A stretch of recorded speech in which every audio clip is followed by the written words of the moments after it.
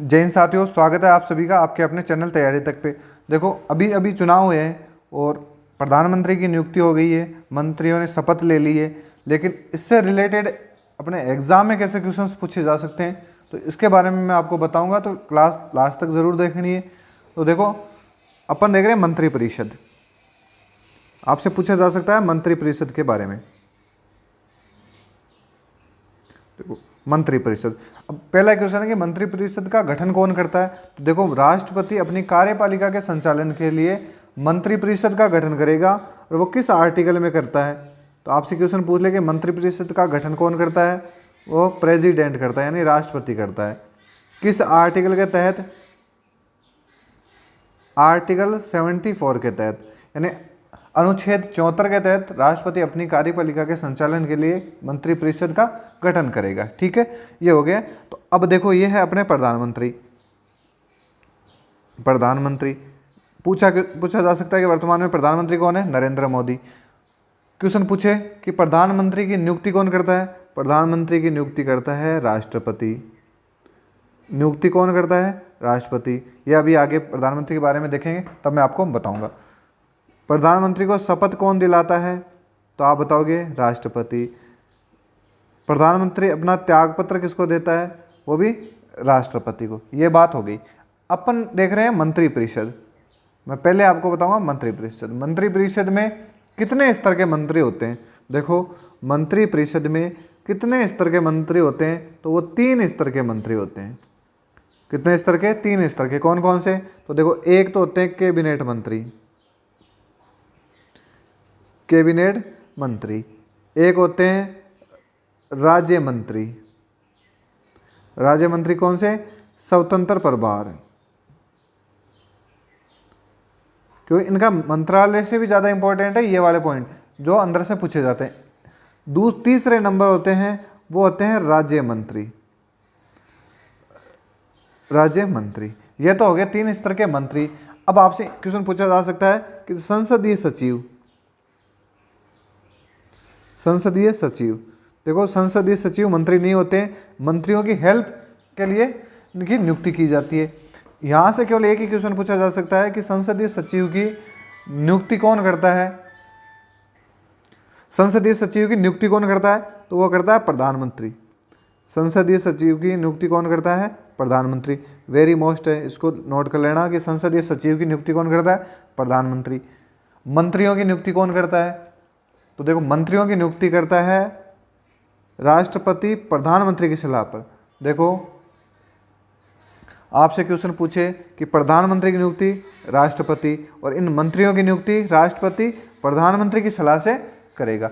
अब देखो ये मंत्रियों को जो विभाग बांटे गए, जैसे अमित शाह है गृह मंत्री, राजनाथ सिंह है रक्षा मंत्री, सड़क व परिवहन व राजमार्ग मंत्रालय ये दिया गया है नितिन जयराम गडकरी को। कृषि मंत्री है वह है शिवराज सिंह चौहान। तो इनके मंत्रालयों का बंटवारा कौन करता है भाई, मंत्रालयों का बंटवारा कौन करता है, ये भी क्वेश्चन पूछ ले आपसे।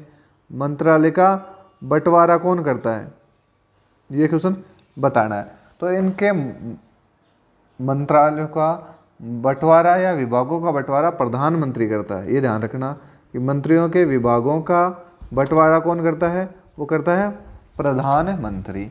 यहाँ तक कंप्लीट। पूछ ले इनके वेतन भत्तों का निर्धारण कौन करता है भाई, तो इनके वेतन भत्तों का निर्धारण करता है वो है संसद। मंत्रियों के वेतन भत्तों का निर्धारण कौन करता है, वो करता है संसद। अब बात करते हैं अपन, ये तो हो गया। फिर आपसे पूछे कि मंत्रियों की संख्या। देखो एक ये क्वेश्चन पूछा जा सकता है, मंत्रियों की संख्या, मंत्रियों की संख्या कितनी हो सकती है। तो देखो मंत्रियों की संख्या है ये निर्धारित की गई थी वर्तमान में जो 91वां संविधान संशोधन हुआ था 2003 में।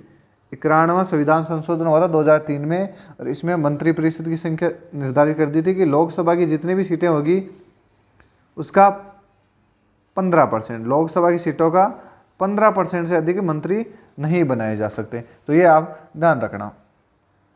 मंत्रिपरिषद का मुखिया कौन होता है, एक ये क्वेश्चन पूछा जाता है। मंत्री परिषद का मुखिया कौन होता है, तो देखो ये तो है मंत्रिपरिषद नीचे वाली। अब बताओ इसके ऊपर कौन बैठा भाई, इसके ऊपर बेटा प्रधानमंत्री। तो मंत्रिपरिषद का मुखिया कौन होगा? प्रधानमंत्री। अब आपसे पूछ ले कि इनकी बैठक या जिन मंत्रियों की बैठक होगी, इनकी अध्यक्षता कौन करेगा? प्रधानमंत्री। देखो जस्ट ऊपर बैठा है। नियुक्ति राष्ट्रपति करता है, प्रधानमंत्री की सलाह से करता है। चलो आगे देखते हैं अपन। अब आपसे पूछे कि कार्यपालिका की वास्तविक शक्ति किसमें निहित होती है? देखो कार्यपालिका की वास्तविक जो शक्ति है वो मंत्रिपरिषद में निहित होती है। वास्तविक जो शक्ति है वो मंत्रिपरिषद में निहित होती है, इसलिए मंत्रिपरिषद को भारतीय शासन तंत्र का हृदय कहा जाता है। भारतीय शासन तंत्र का हृदय कहा जाता है। भारतीय शासन तंत्र का हृदय किसे कहा जाता है? मंत्रिपरिषद को। अब देखो मंत्रिपरिषद के खिलाफ लोकसभा में अविश्वास प्रस्ताव लाना सरकार या प्रधानमंत्री के खिलाफ माना जाता है। ये भी बात ध्यान रखना, अगर मंत्रिपरिषद के खिलाफ लोकसभा में अविश्वास प्रस्ताव लेके आ रहे हो तो वो प्रधानमंत्री व सरकार के खिलाफ माना जाएगा। अगर प्रधानमंत्री की मृत्यु हो जाती है तो उस स्थिति में मंत्रिपरिषद का विघटन हो जाएगा। ये सब चीज़ें आपको ध्यान रखनी है। अब एक आपको डिस्टर्ब करेगा मंत्रिमंडल। चलो मेरे को ये बताओ कि मंत्रिमंडल और मंत्रिपरिषद एक ही होता है या अलग अलग होते हैं? तो एक तो होती है मंत्रिपरिषद, एक होती है मंत्रिमंडल। देखो मैं बता दूं, मंत्रिपरिषद में क्या क्या होते हैं? प्रधानमंत्री भी हो जाएगा, सारे मंत्री हो जाएंगे, तीनों स्तर के। ठीक है, ऐसे मान लो प्रधानमंत्री को छोड़ के मंत्रिपरिषद में 3 स्तर के मंत्री होते हैं। चलो ठीक है। मंत्रिमंडल में कितने होते हैं? मंत्रिमंडल में केवल कैबिनेट मंत्री होते हैं। केवल कैबिनेट मंत्रियों को ही मंत्रिमंडल कहा जाता है। अब बात है कि प्रधानमंत्री द्वारा बुलाई गई बैठक में केवल कैबिनेट मंत्री भाग लेते हैं। बिल्कुल, प्रधानमंत्री द्वारा बुलाई गई बैठक में केवल कैबिनेट मंत्री भाग लेते हैं।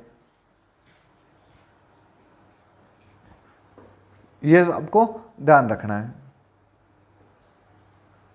बाकी अब एक बार अपन इनके मंत्रालय देख लेते हैं, उसके बाद में आपको प्रधानमंत्री के बारे में थोड़ी सी चीज़ें और बताऊंगा। पहले है नरेंद्र मोदी।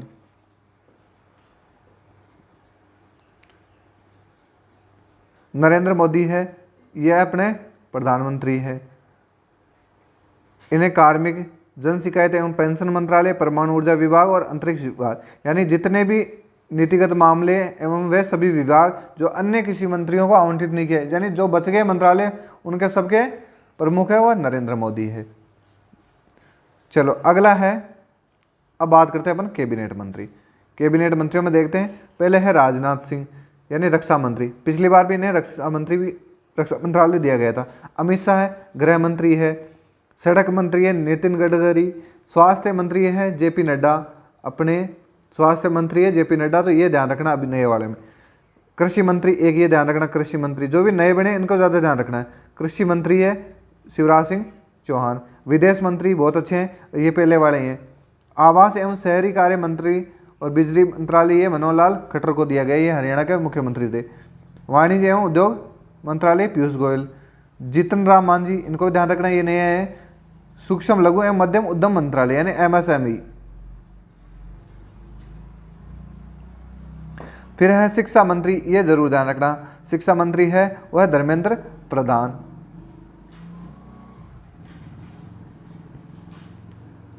अगला है पंचायती राज मंत्री है राजीव रंजन सिंह। सामाजिक एवं अधिकारिता मंत्रालय वीरेंद्र सिंह। प्रहलाद जोशी उपभोक्ता कपड़ा मंत्रालय है गिरिराज सिंह। संचार एक, ये ध्यान रखना, संचार मंत्री है यह ज्योतिरादित्य सिंधिया। संस्कृति एवं पर्यटन मंत्री है गजेंद्र सिंह शेखावत। संसदीय कार्य मंत्री अल्पसंख्यक कार्य मंत्रालय है किरण रिजिजू जी के पास। ये सब आपको ध्यान रखना है। बाकी ये देख लो, पेट्रोलियम मंत्री है वह है हरदीप सिंह पुरी। कोयला मंत्रालय जी किशन रेड्डी के पास। चिराग पासवान है खाद्य प्रसंस्करण उद्योग मंत्रालय, इनका ध्यान रखना। ये बाकी हो गए स्वतंत्र प्रभार राज्य मंत्री, और ये है राज्य मंत्री, तो इनका ज़्यादा ध्यान नहीं रखना है, कैबिनेट मंत्रियों का वो ध्यान रखना है। अब अपन चलते हैं वापस, चलो यहाँ देखते हैं अपन थोड़ी चीज़ें मैं आपको और बता देता हूँ। जैसे अपन पॉलिटी पढ़ेंगे तो और डिटेल से बताऊंगा मैं आपको। मंत्रिमंडल के कार्य क्या होते हैं, तो देखो मंत्रिमंडल के कार्य होते हैं संविधान संशोधन विधेयक, यानी संविधान में संशोधन विधेयक मंत्रिमंडल द्वारा ही प्रस्तुत किया जाता है। राष्ट्रपति को संसद के सत्र को आमंत्रित करने का परामर्श देता है। अपराधियों को क्षमा करने की अनुशंसा करता है। ये तो है मंत्रिमंडल के कार्य। अब चीज आती है प्रधान आर्टिकल 75। आर्टिकल 74 में तो अपन ने देख लिया था। अब बात आती है आर्टिकल 75। 75 में क्या है, तो पहला ही पॉइंट तो है कि राष्ट्रपति प्रधानमंत्री की नियुक्ति करेगा तथा प्रधानमंत्री की सलाह से अन्य मंत्रियों की नियुक्ति करेगा। अब आपसे क्वेश्चन पूछे कि प्रधानमंत्री की नियुक्ति कौन करता है, राष्ट्रपति, किस आर्टिकल के तहत, 75 के तहत, आर्टिकल 75 फर्स्ट के तहत। मंत्रियों की नियुक्ति बिल्कुल इसी आर्टिकल के तहत प्रधानमंत्री की सलाह से राष्ट्रपति। दूसरी बात आती है, एक चीज़ है ध्यान रखना, 75 एक और का बी, इसमें ध्यान रखना कि कोई भी दल बदल का व्यक्ति या दोषी व्यक्ति मंत्री नहीं बन सकता। ये चीज़ ध्यान रखना, दल बदल का दोषी व्यक्ति मंत्री नहीं बन सकता। दल बदल का दोषी व्यक्ति मंत्री नहीं बन सकता, लेकिन वो अगर नया चुनाव जीत कर आता है या अगला लोकसभा कार्यकाल में मंत्री बन जाएगा। यानी इसी साल, अभी मान लो ये चुनाव है, कोई कांग्रेस का है सांसद और दल बदल के बीजेपी में आ जाए तो वो इस बार मंत्री नहीं बनेगा, अगली बार अगर वो चुनाव जीत जाता है तो वो मंत्री बन सकता है। ये चीज़ें आपको ध्यान रखनी। प्रधानमंत्री कौन होता है भाई, लोकसभा में बहुमत प्राप्त दल का नेता होता है। नियुक्ति राष्ट्रपति करता है। मंत्रिपरिषद का मुखिया होता है। संसद के किसी भी सदन का सदस्य होना आवश्यक है। अगर प्रधानमंत्री बनना है तो संसद के किसी भी सदन का सदस्य होना आवश्यक है। देखो संसद के 2 सदन होते हैं, एक तो होता है उच्च सदन और एक होता है निम्न सदन। ये ध्यान रखना, निम्न सदन, उच्च सदन राज्यसभा, निम्न सदन लोकसभा। ये अपन जैसे अपन पढ़ेंगे तो आगे इनके बारे में डिस्कस कर लेंगे, तो ये जरूर ध्यान रखना। अब मैं वापस बता देता हूँ, प्रधानमंत्री को शपथ, यहाँ से क्या क्वेश्चन पूछा जा सकता है, नियुक्ति और त्यागपत्र। ठीक है, शपथ भी राष्ट्रपति, नियुक्ति राष्ट्रपति और त्यागपत्र भी राष्ट्रपति को देता है। कार्यकाल तो सामान्य 5 साल का होता है, लेकिन लोकसभा में विश्वास तक, लोकसभा में जब तक विश्वास है तब तक 5 साल तक प्रधानमंत्री अपने कार्यकाल के में रहेगा। चलो ठीक है, बाकी पढ़ते हैं अपन अगले कभी जो पॉलिटी की क्लास रहेगी वहाँ अच्छे से डिस्कस करेंगे, लेकिन ये मंत्रालयों के बारे में ये क्वेश्चंस पूछे जा सकते हैं। मिलते हैं अगले किसी वीडियो में। वीडियो अच्छा लगे तो लाइक ज़रूर करना।